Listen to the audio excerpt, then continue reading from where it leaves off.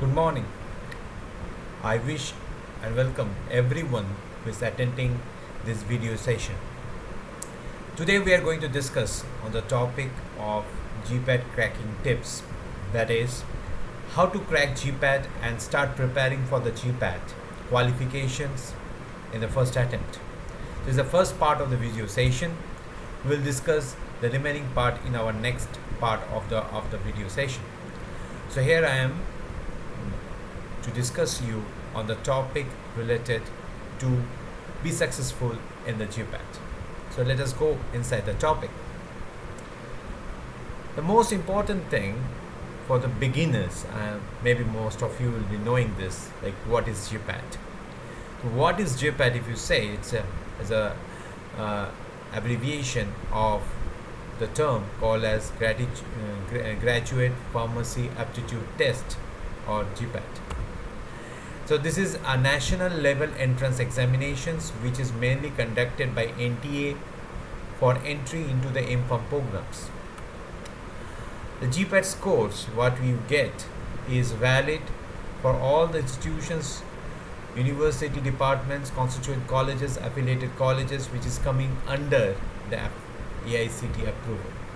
So this is a very important thing, you should mark it out. Another important thing that is when the students gets confused is like NTA, is it conducting or helping in counseling of students for admission?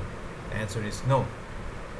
They just conduct the exam, which we generally say it as your scholarship examination. So GPAT is mainly your scholarship examination.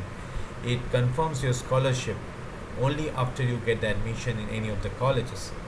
So you have to pass across maybe the examination, or it may be a interview, anything that is being taken by the constituting colleges. So about GPAT exam, just as far as the current perspective I am speaking of, it is now being conducted since 2019 by NTA. It's a 3 hours based exam which is computerized, that is CBT, that is computerized based test, and it generally comprises of 125 marks or 125 questions with 4 marks each and 1 marks for your negative answering. So 125 into 4, so you can understand the total marks for your GPAT, it is 500. The candidates who are applying or appearing for the GPAT exam, firstly he should be or she should be an Indian. Nextly, they should pass the B.Pharm, or they are appearing as for the B.Pharm final year. This is the criteria which is very much important when you are sitting for the examinations. Important statistics. So I like to mention about something related to the qualification rate in the GPAT, which will enable you to understand the current standpoint as far as the GPAT. So mostly if you see since 2019, I am just conducting it for 2020, 21 and 22, it's very clear that the total number of candidates and the qualifying percentage, there is approximately around 10%. Approximately to the max, there is a 10% qualification. So that's what it means. Like if 100 students are giving or sitting for the exam, there is a chance of the probability like around 10% of it, that is 10% or 10 students may qualify the exam.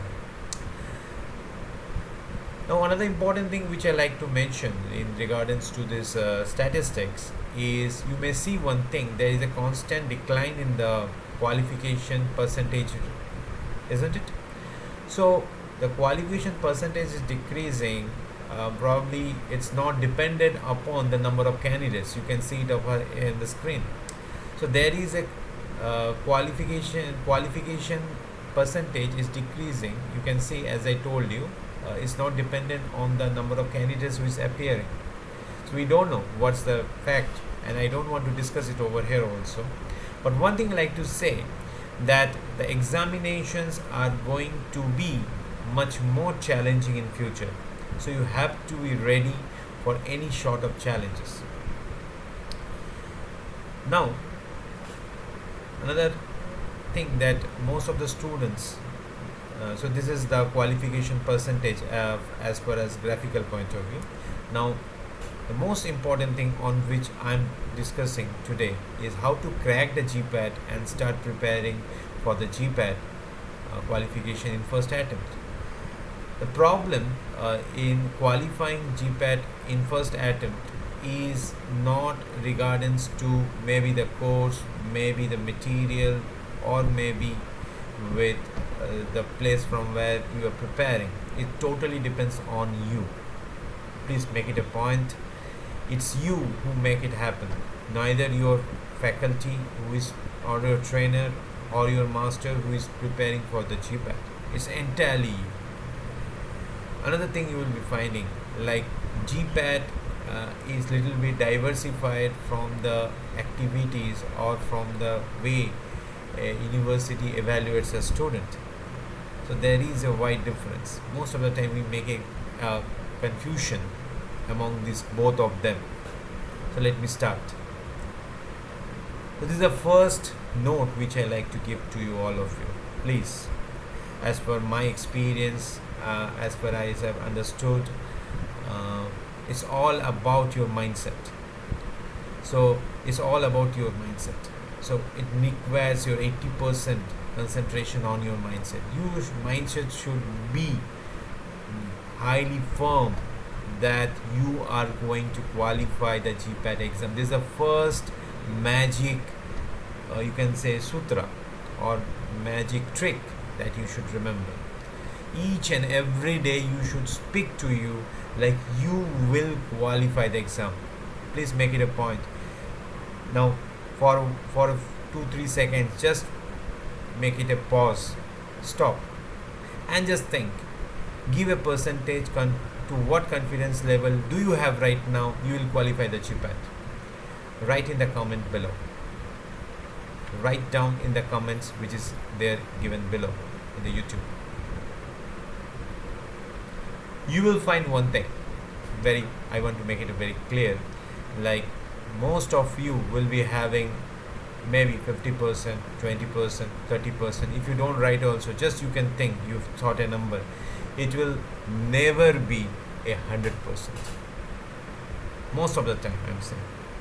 Among the, how many of you are watching, I don't know. But majority will know, none of you will be thinking of 100%. Yes, I am going to qualify the GPAT exam this year or the coming year.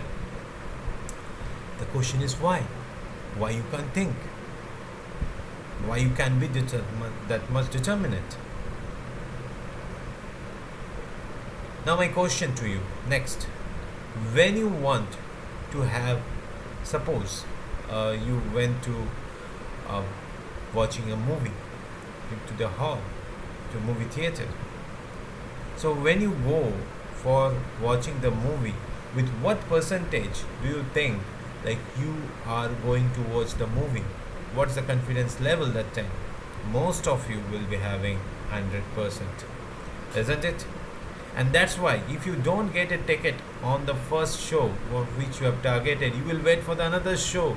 You will struggle, you will fight to get the ticket because you were determined to watch the movie.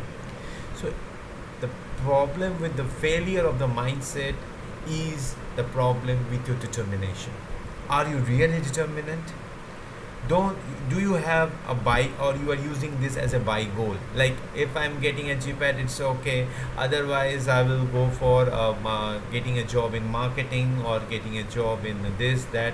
So if it is an alternative, if it becomes an alternative for you, so your dedication to this automatically reduces. Unless so far there is some magic happens, there is probably no chance for you to get a GPAT. The next, as I told, 80% of the mindset, the 20% of this is your skill. 20% of this is your skill. You will be thinking, sir, just 20%? Okay, let me make it very much clear. Like if you want to make it this 20% as your 100%, so if you are giving 100% to your skill, you have to give 80 times percentage more. Like it should be 180 times more to what you are giving. So if you say like 20% you are not being feeling happy with the skill, so let me make it 5 times, so it's 100%. So if you want to give 100% to your skill, then make 5 times of 80. So you need to give around 400% to your mindset. Hopefully you understand what I say. Okay. So next, I'm going a little bit deeper inside. Like most common reasons for a failure or non-qualification is our failure mindset. As I told you just now, this is one of them. Another important cause of failure is either a lack of confidence or having an overconfidence.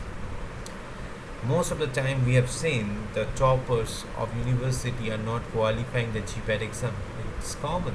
I have seen lots of times students who are qualifying with a flying marks in university exams doesn't stand even at the lowest score possible for qualifying a GPAT.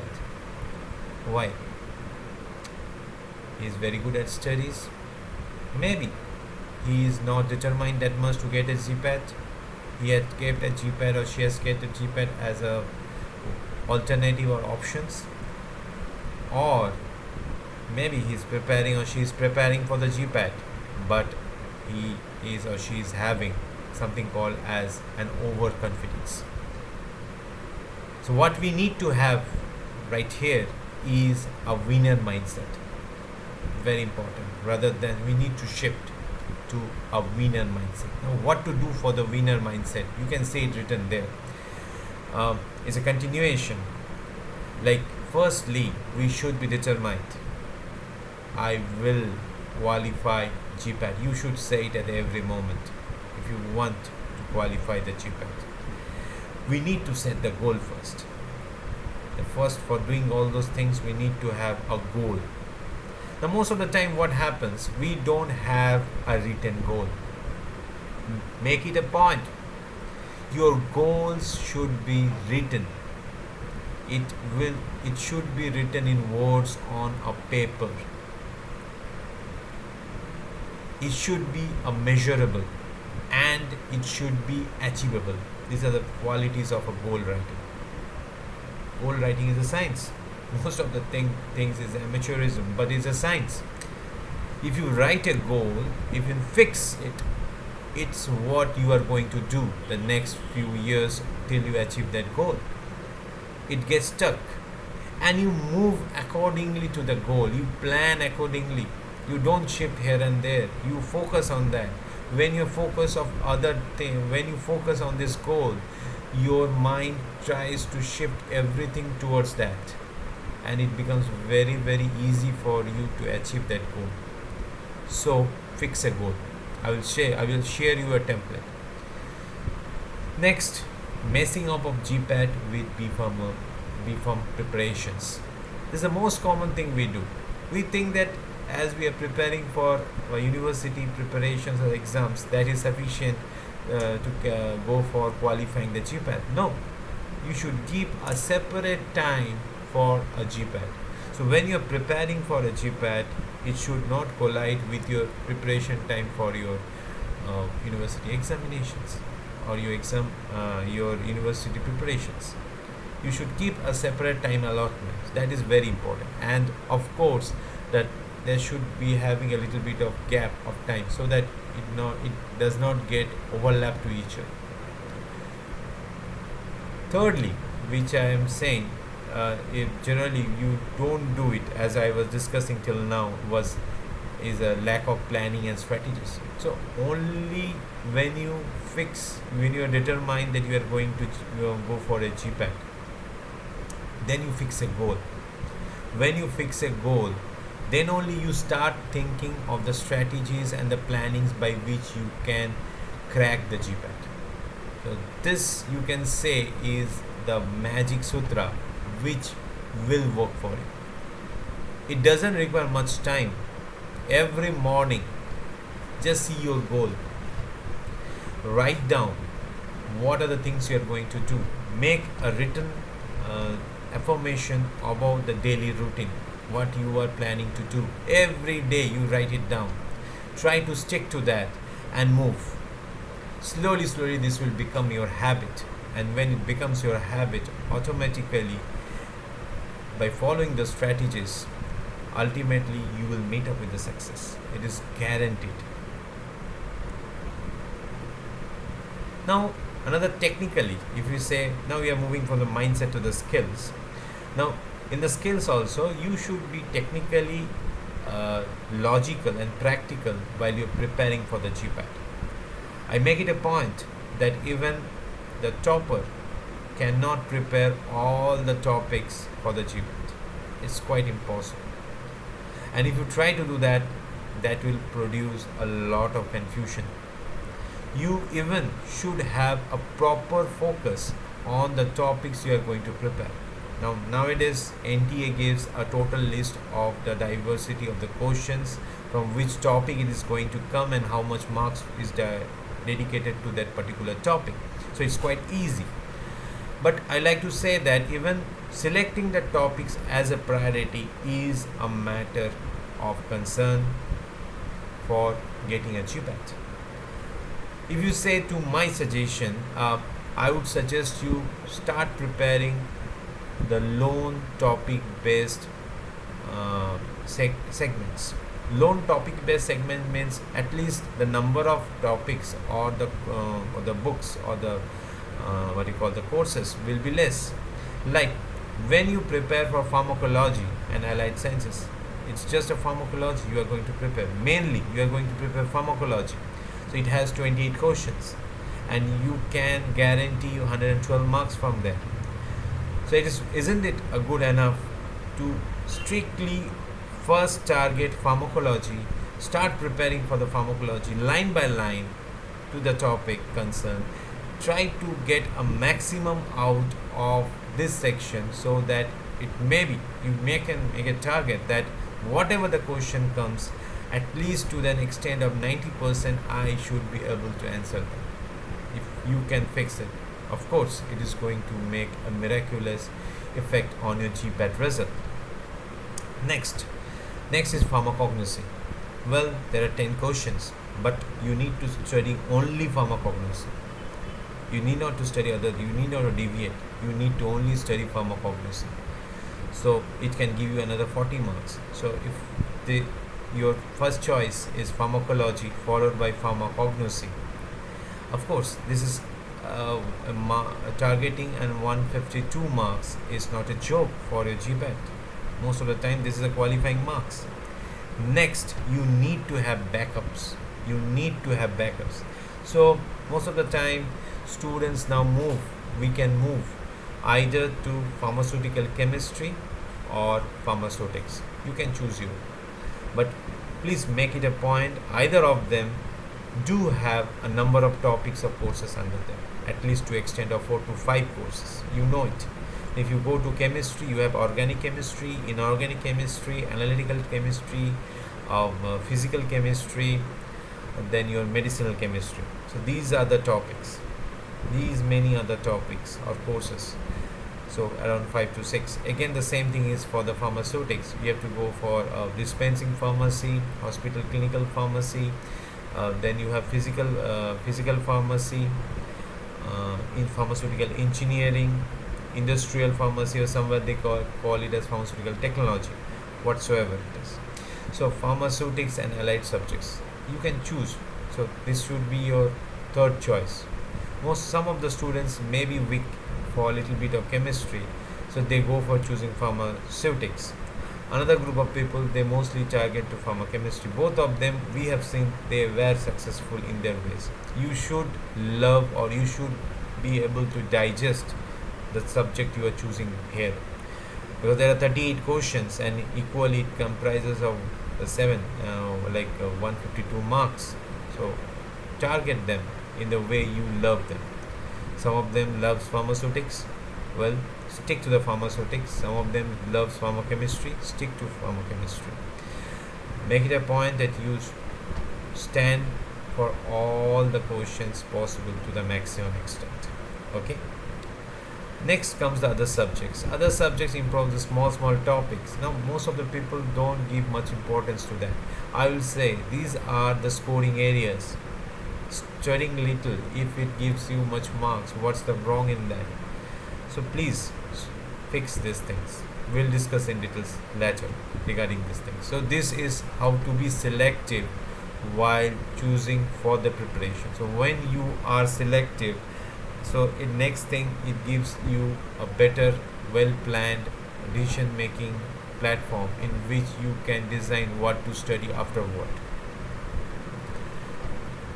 Now another important thing is to set your target. Generally, if you see a topper, maximum you can say it can go for around 60% marks.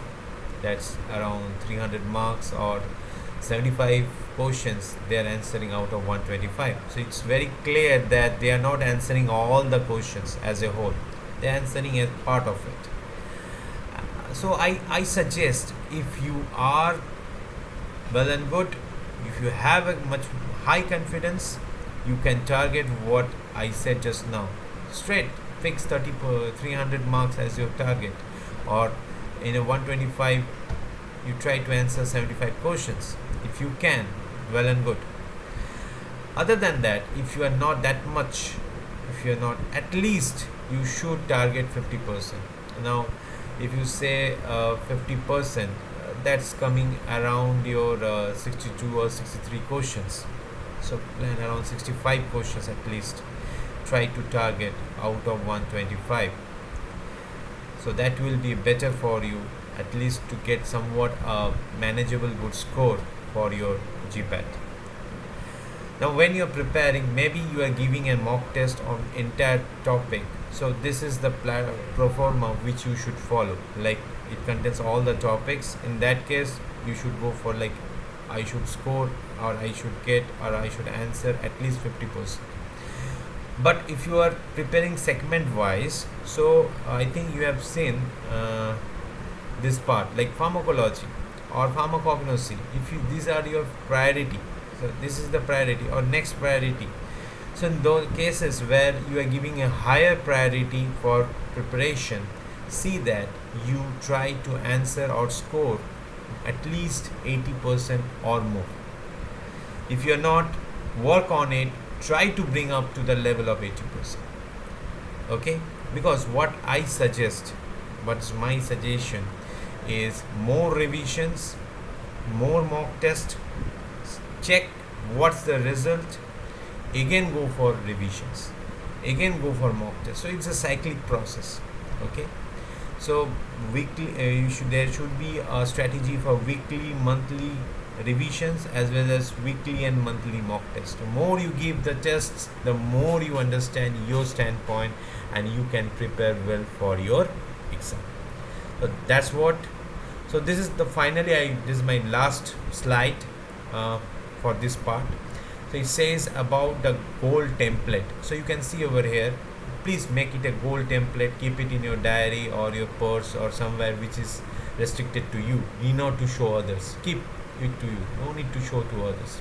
Keep it with you and just write like, I'm qualifying GPAT with a score of, just give your dream score. I am not suggesting that this score you are going to get, but this is going to help you to get at least nearer to the score, or if everything works well, maybe you are getting your score or more than that, and a rank of your desired rank in the GPAT, then so and so year. So if this is 2022, so maybe you are preparing for 2023, just write the year 2023. I am qualifying GPAT exam with a score of suppose 500 and a rank of something like 500 is difficult, so with a score of around maybe 250, and a GPAT score of 500, rank of 500 in a GPAT exam 2023. So if you can write it down, fix to your mind, see it every day, follow a daily routine, no one can stop you at least. And be focused, that's important thing which is essential for your GPAT preparation. So that's what I would suggest. So the remaining preparations and all I'm going to discuss in the next videos. So thank you for listening to me. Please write down your comments below so that I can understand to what extent you, or what are your thoughts that you expect from me to get it explained. So that's all. Thank you all.